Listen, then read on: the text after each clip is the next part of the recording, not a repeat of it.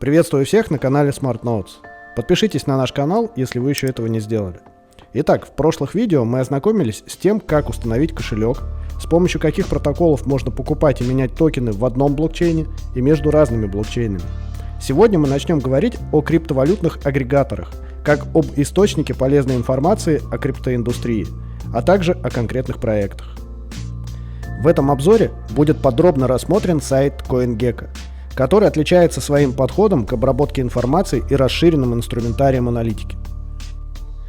На титульной странице справа вверху доступны кнопки регистрации и входа в аккаунт, а также настройки языка и выбор валюты, в которой выражается стоимость активов. По умолчанию мы видим топ-100 монет по капитализации. В каждую из них можно провалиться и узнать подробности блокчейна и проекта.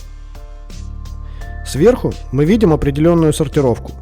В первую очередь для аналитики интересны категории.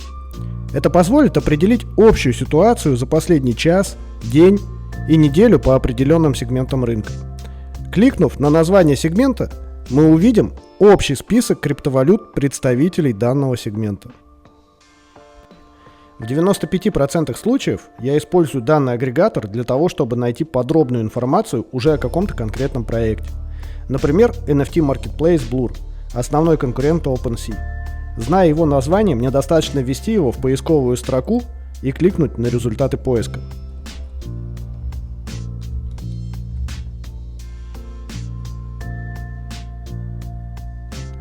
Самые ценные данные находятся в этом разделе. Рыночная капитализация. Этот параметр обязательно нужно сопоставлять с конкурентами для оценки перспективы. Сколько токенов находится в обращении и какое максимальное количество предусмотрено. Ценовая динамика за весь период и за последний год.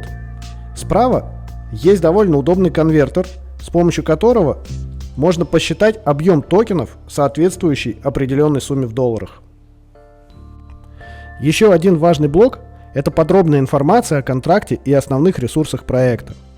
Контракт, который можно импортировать в кошелек, нажав на соответствующую кнопку. Ссылка на официальный сайт и соцсети. Это поможет в аналитике и позволит понять, что из себя представляет проект и какое у него комьюнити. Отмотав ниже или нажав на кнопку «Рынки», мы увидим биржи, на которых можно приобрести данный токен.